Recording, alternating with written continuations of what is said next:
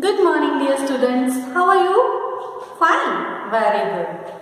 I am also fine, beta. So, today we are going to learn topic and.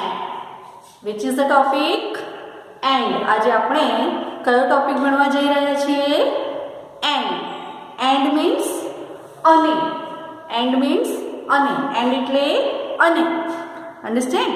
આપણે કોઈ પણ વસ્તુ જ્યારે બોલતા હોઈએ, કોઈ પણ વસ્તુનું નામ બોલતા હોઈએ કે કોઈ પણ વ્યક્તિનું નામ બોલતા હોઈએ કે કોઈ પ્રાણીઓનું નામ બોલતા હોઈએ, તો આપણે દાખલા તરીકે કોઈ પ્રાણીનું નામ લઈએ તો કૂતરો, બિલાડી આ બે છે, એના વચ્ચે આપણે શું કહીશું કે કૂતરો અને બિલાડી. તો અને મીન્સ એન્ડ, બરાબર. તો કૂતરાને આપણે શું કહીએ? ડોગ. અને બિલાડીને કેટ કહીએ તો શું કહીશું? Dog and cat. અન્ડરસ્ટેન્ડ? જો તમને બતાવ્યું, આપણે બે વસ્તુઓના નામ લઈએ, પહેલા ગુજરાતીમાં સમજાવું એટલે તમને ખબર પડે કે દાખલા તરીકે આપણે રાહુલ, મેહુલ, તમને એમ કહ્યું હોય કે આમાં અને મૂકો તો શું કહીશું? રાહુલ અને મેહુલ. બરાબર. આપણે બે નામની વચ્ચે શું મૂક્યું? અને. બરાબર. એવી રીતે ઇંગ્લિશમાં લખવું હોય તો અનેની જગ્યાએ શું આવે? એન્ડ આવે. શું આવે? એન્ડ. સો આપણે કેવી રીતે લખીશું? રાહુલ એન્ડ મેહુલ. ખબર પડી? રાહુલ એન્ડ મેહુલ. એવી રીતે આપણે લઈશું કે પેન અને પેન્સિલ. પેન અને પેન્સિલ. તો ઇંગ્લિશમાં શું લખીશું? Pen and pencil. Understand? Pen and pencil. And એટલે અને. એન્ડ એટલે અને. મોઢે કરી જ દેવાનું. એન્ડ એટલે અને. મી એન્ડ યુ, હું અને તમે. કોણ કોણ જશે? તો મી એન્ડ યુ, હું અને તમે જઈશું. બરાબર ને? એવી રીતે. તો બીજો કોઈ શબ્દ આપણે લઈશું.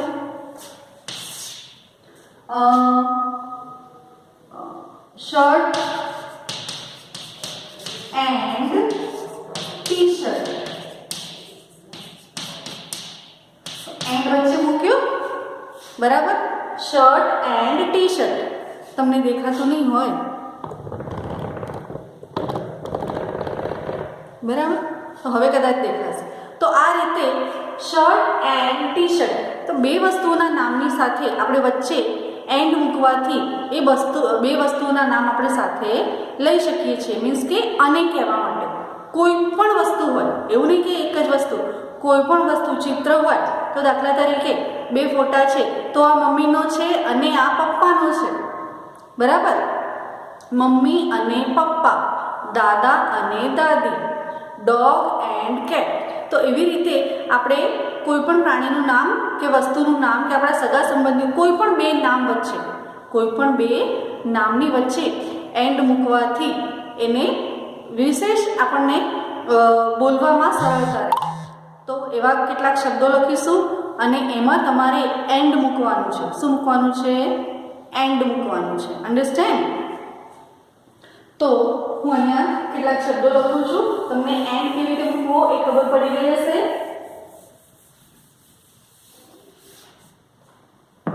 બે શબ્દો મૂકીશ, એક્ઝામ્પલ પણ આપીશ અને એની સાથે સાથે તમારે તમારી જાતે એન્ડ મૂકી અને ખાલી જગ્યાઓ પૂરવાની છે. બિલકુલ ઇઝી છે. બે શબ્દોની વચ્ચે એન્ડ મૂકી દેવાનો, આંખો બંધ કરીને. શું મૂકવાનું? એન્ડ. એન્ડ એટલે અને. એન્ડ એટલે અને બેટા. તો ચલો આપણે કેટલાક નામ લખીશું.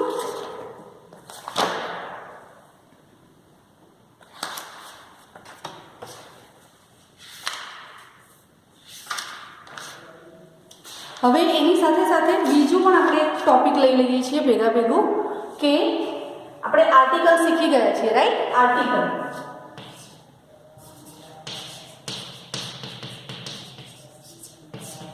આર્ટિકલ તો કોઈ પણ નામની સાથે કોઈ પણ નામની આગળ આર્ટિકલ તો આવે. આપણે શીખ્યા છીએ આર્ટિકલ કયા કયા છે? A N. આપણે અત્યારે એટલા બેને જ યાદ કરીશું, ધ પછી લઈશું. બરાબર?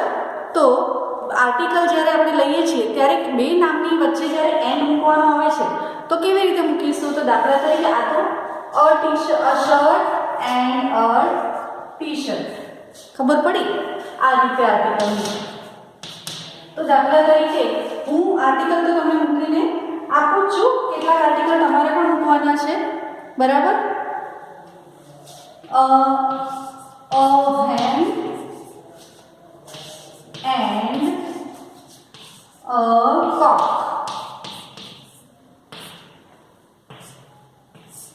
જો કોઈ પણ નામની આગળ આર્ટિકલ આવે છે, આપણને ખબર છે. બરાબર? તો a hen and a cock, an apple and an orange.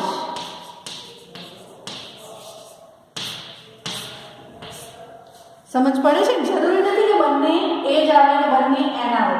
N અને એ વાળા પણ આવી શકે. આપણે મેઇન ટોપિક શું છે? એન ક્યારે મૂકવાનું અને કયા શબ્દની આગળ આર્ટિકલ મુકાય એ તો આપણે શીખી જ ગયા છીએ. એટલે આપણે એ યાદ રાખવાનું છે. દાખલા તરીકે a dog and an ox. ખબર પડી? આર્ટિકલ યાદ છે ને? ભૂલી તો નથી ગયા ને?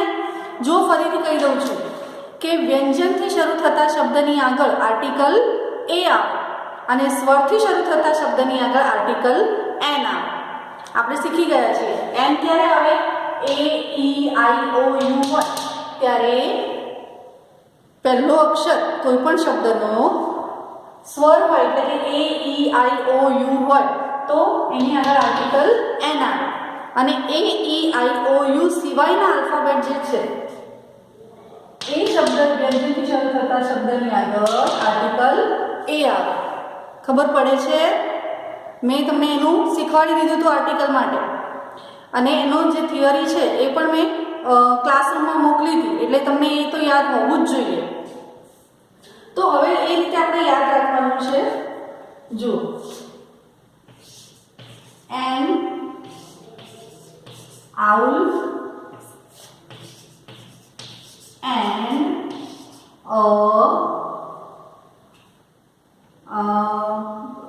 કોઈ બીજું સ્પેરો લઈએ. બરાબર? An owl and a sparrow. ઘુવડ અને ચકલી. બરાબર? તમને ગુજરાતી અર્થ લખવા હોય તો હું લખી દઉં છું. આ મરઘી, આ કૂકડો, આ સફરજન, આ નારંગી. બરાબર? ડોગ એટલે કૂતરો અને બળદ. આઉલ ઘુવડ અને ચકલી. બરાબર? એટલે તમને જલ્દી ખબર પડે. આ રીતે આપણે આર્ટિકલ પણ મૂકવાના છે અને એન્ડ પણ મૂકવાનું છે. બરાબર? આર્ટિકલ અને એન્ડ મૂકતા આર્ટિકલ તો આપણને આવડે જ છે.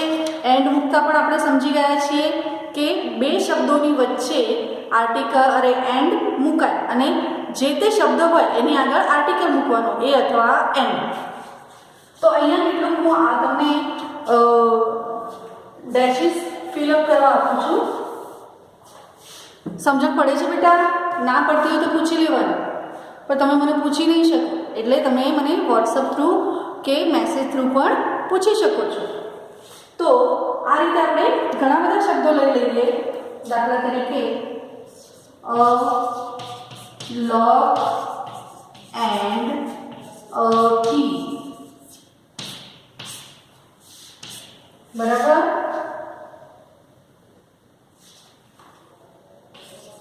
and as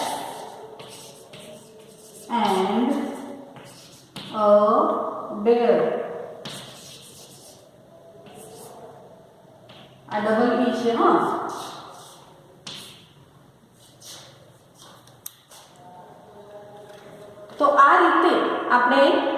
શબ્દની આગળ આર્ટિકલ પણ મૂકવાના છે અને બે શબ્દોની વચ્ચે એન્ડ પણ મૂકવાનું છે. તો આશા રાખું છું તમને સમજણ પડી ગઈ હશે અને એના આધારે તમારે આવા કેટલાક શબ્દો પણ તમને લખાવ્યા છે સ્પેલિંગવાળા, જે AEIOU સ્વરવાળા, બરાબર. તો સ્વરવાળા સ્પેલિંગો પણ છે આપણી પાસે. તો કોઈ પણ બે સ્પેલિંગોની સાથે આર્ટિકલ પણ મૂકવાનું અને વચ્ચે એન્ડ પણ મૂકવાનું. એવી રીતે આપણને એન્ડ મૂકતા આવડવું જોઈએ અને આર્ટિકલ મૂકતા પણ આવડવું જોઈએ, બરાબર. તો તમે કરશો ને બેટા? Very good. તો હું હોમવર્કમાં તમને ક્લાસરૂમ થ્રુ મોકલી આપીશ અને આ તમારે ધ્યાનમાં રાખવાનું છે કે આર્ટિકલ મૂકવાના અને એન્ડ મૂકવાનું. હજી આપણને ખબર ના પડી હોય તો ફરીથી એકવાર સમજી લઈએ છીએ કે આર્ટિકલ એ અને એન આપણે શીખી ગયા, બરાબર. એ ક્યારે આવે? વ્યંજનથી શરૂ થતા શબ્દની આગળ આર્ટિકલ એ આવે અને સ્વરથી શરૂ થતા શબ્દની આગળ આર્ટિકલ એન આવે, બરાબર. આ તો આપણને યાદ છે. હવે બે શબ્દોની વચ્ચે આપણે જેમ કીધું કે પપ્પા અને મમ્મી, પાપા એન્ડ મમ્મી, હે ને, ફાધર એન્ડ મધર. તો એ રીતે બે નામની સાથે એન્ડ મૂકીએ તો અને કહેવાય, બરાબર. તો papa and mummy, brother and sister, me and you, book and bag, pen and pencil. ખબર પડે છે? તો એવી રીતે બે વસ્તુઓના નામની વચ્ચે એન્ડ મુકાય. હવે બે વસ્તુઓના નામ તો આપણે બોલીએ પણ એની સાથે આર્ટિકલ પણ મૂકવો પડે. તો આર્ટિકલમાં જુઓ આપણે આ કુક, હેન એન્ડ કોક. હવે હેન પણ વ્યંજન છે, એચ એટલે વ્યંજન છે, AEIOU નથી, સી AEIOU નથી, એટલે એની આગળ આર્ટિકલ શું આવ્યું? એ આવ્યું. શું આવ્યું? એ. તો એ હેન એન્ડ એ કોક, અથવા અ કહીએ તો અ હેન એન્ડ અ કોક, બરાબર.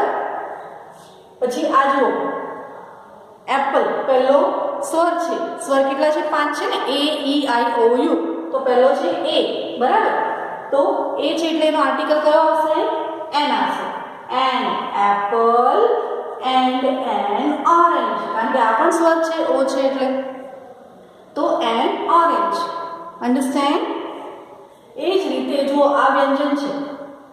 જરૂર નથી કે બંને સ્વર કે બંને વ્યંજન જ હોવા જોઈએ. એકાદ સ્વર એકાદ વ્યંજન પણ હોઈ શકે. તો વ્યંજનથી પણ શરૂ થાય શબ્દ અને સ્વરથી પણ શરૂ થાય એવું કંઈ નક્કી હોય નહીં. એટલે જે પણ શબ્દ હોય એની આગળ જે આર્ટિકલ લાગુ પડતો હોય એ મૂકીને વચ્ચે એન્ડ મૂકવાનું. તો અ ડોગ, આ વ્યંજન છે, સ્વર નથી. તો a dog and an ox, this is vowel છે, આ સ્વર છે. તો એન ઓક્સ. એવી જ રીતે an owl and a sparrow. જો અહીંયા સ્વર છે, અહીંયા વ્યંજન છે, બરાબર. તો જ્યાં સ્વર હતું ત્યાં એન મૂક્યો અને વ્યંજન હતું ત્યાં એ મૂક્યો. તો an owl and a sparrow. A lock and a key. These both are વ્યંજન છે. આ બંને શું છે? વ્યંજન છે. એટલે આપણે આર્ટિકલ કયો મૂકીશું? એ મૂકીશું. તો a lock and a key. એવી જ રીતે an ass and a deer. ખબર પડે છે? an ass and a deer. તો આવી રીતે એન્ડ મૂકવાના બે શબ્દની વચ્ચે અને જે શબ્દ હોય એને જે આર્ટિકલ લાગુ પડતો હોય એ શબ્દની આગળ એ આર્ટિકલ મુકાય. હવે ખબર પડે છે? ઓકે. તો બેટા અહીંયા આપણે આ એન્ડ વાળું ટોપિક પૂરું કરીએ છીએ. એને આધારિત હું ક્લાસરૂમમાં એક PDF મોકલી આપીશ. તમને સમજાઈ ગયું હશે અને સાથે સાથે ખાલી જગ્યાઓ પણ મૂકીશ. એટલે તમારે એન્ડ કે એન આર્ટિકલ જે છે એ ક્યાં કઈ રીતે મૂકવા, કેવી રીતે મૂકવા એ પણ તમને ખબર પડી જાય, બરાબર. ઓકે, ચલો, થેન્ક યુ, બાય.